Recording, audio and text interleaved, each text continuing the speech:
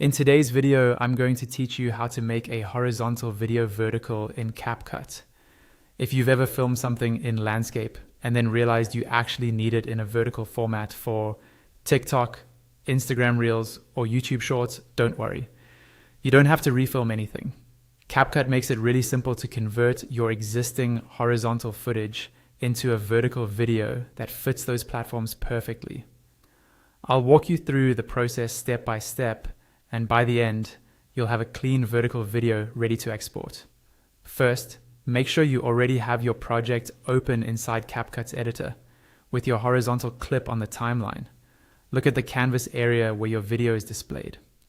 In the top left corner of that canvas, you'll see a small white box that shows the current aspect ratio of your project. It might say something like 16.9, which is the standard horizontal format. Click on that white box. A drop-down menu will appear with different aspect ratio options. From that list, select 9:16. This is the classic vertical format used by most social media apps. As soon as you choose 9:16, you'll see your canvas change shape, and your project will now be in a vertical layout. Your original horizontal video will appear in the center with black bars at the top and bottom, or on the sides, depending on how it was positioned. Next, let's get rid of those black areas and make your video fill the entire vertical frame.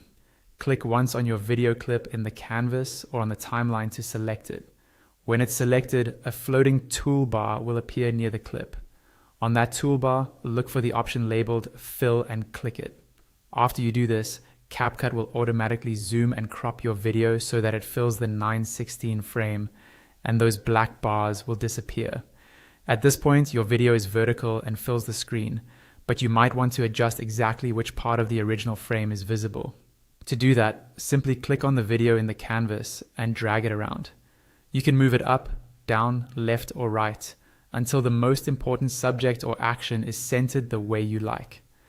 Take a moment to scrub through your timeline and make sure everything important stays in frame.